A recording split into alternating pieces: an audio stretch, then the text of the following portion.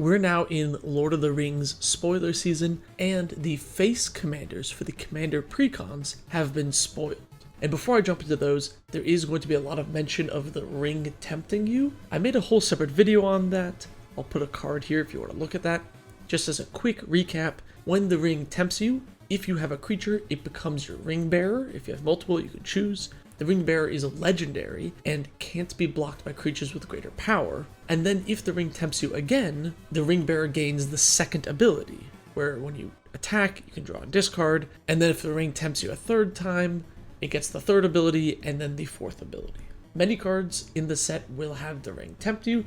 That's what it references. So let's start with Frodo and Sam, who partner together, meaning you can have both of them in the command zone. Frodo, Adventurous Hobbit, is a white-black 1/3 halfling scout. He has vigilance, and whenever Frodo attacks, if you've gained 3 or more life this turn, the ring tempts you. Then if Frodo is your ring bearer, and the ring has tempted you 2 or more times this game, draw a card. Sam is green-white 1 for 2/4 halfling peasant. At the beginning of combat on your turn, create a food token. Activated abilities of foods you control cost 1 less to activate. And food tokens gain you 3 life, which would be perfect for Frodo. Not only that, but the first ability of the ring makes it so your ring bearer can't be blocked by creatures with greater power, which makes Frodo almost unblockable, other than creatures with 1 or less power. So you put the ring on Frodo, you gain life with Sam, and you get to draw extra cards. It's pretty simple. They work well together,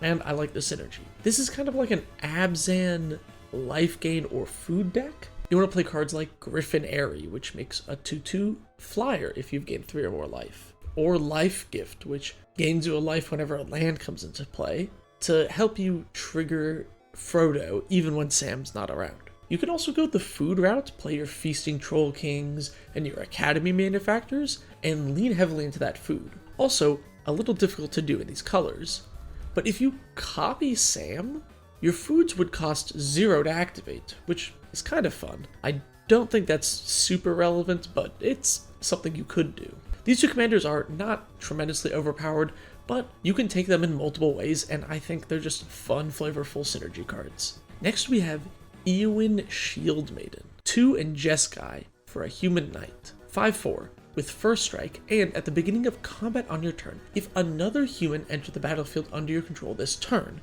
create 2 2/2 red human knights with trample and haste. Then if you control 6 or more humans, draw a card. So this is a pretty powerful tribal card.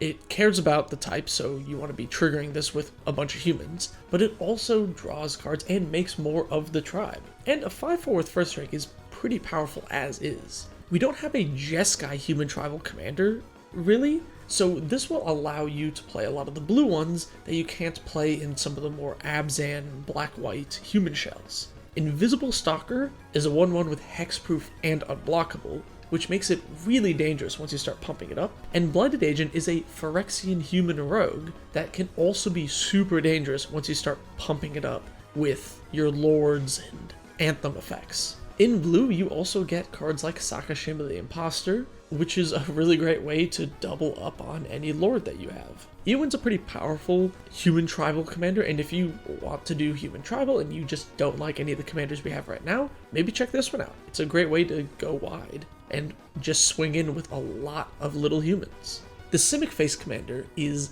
Galadriel Elven Queen, a 4-mana 4/5 elf noble with Will of the Council. At the beginning of combat on your turn, if another elf entered the battlefield under your control this turn, starting with you, each player votes for Dominion or Guidance. If Dominion gets more votes, the ring tempts you. Then you put a +1/+1 counter on your ring bearer. If Guidance gets more votes, or the vote is tied, draw a card. So this is kind of weird. It seems similar to Eowyn in the fact that it's a tribal card that cares about the tribe entering, but the second half of the ability has nothing to do with elves, right? It puts a counter on your ring bearer, or you just draw a card? This is kind of strange. I mean, you do get access to some of the powerful blue elves. Master Biomancer can make great use of those extra counters, and Rashmi Eternity's Crafter is just a really powerful card as is that's on tribe. Galadriel just kind of confuses me. I'm not entirely certain where you would want to go with this.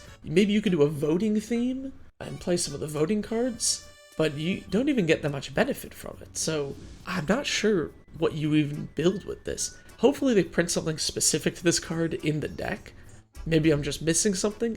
Please let me know in the comments if there's some obvious synergy that's elf and voting related that I'm totally missing.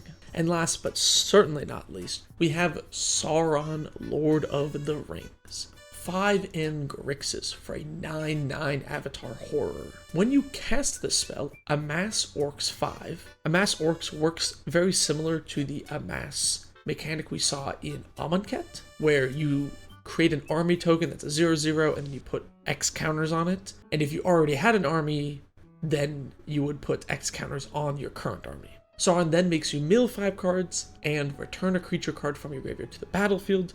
He has Trample, and whenever a commander an opponent controls dies, the ring tempts you.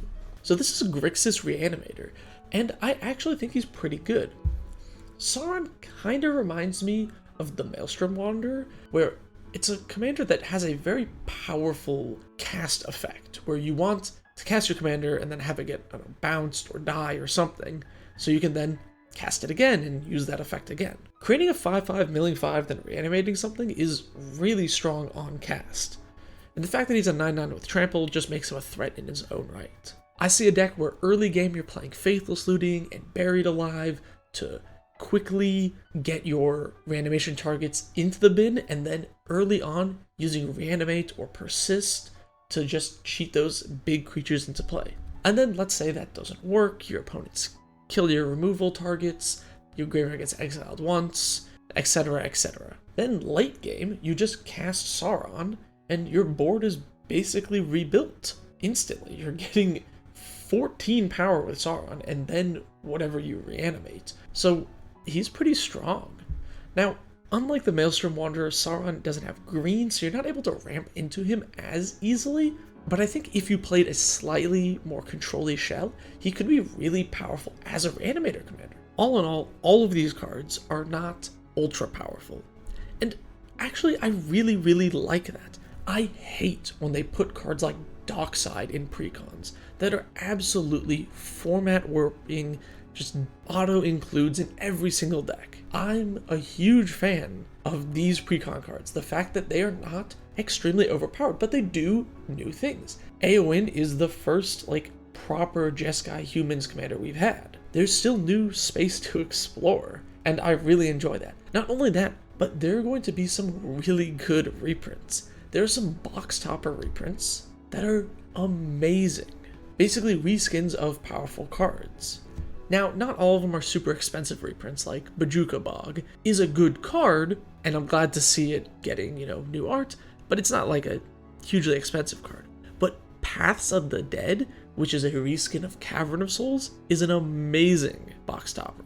Not to mention Balin's Tomb, which is Ancient Tomb, is another amazing one. I really hope that they have more of these types of reprints in the future. With all that said and done, what do you think of the face commanders? Anything I'm missing about Galadriel? Which one are you most excited to build around yourself? How do you feel about the Lord of the Rings set as a whole? Stay tuned for more. I will be talking about the main set spoilers soon, and subscribe for more.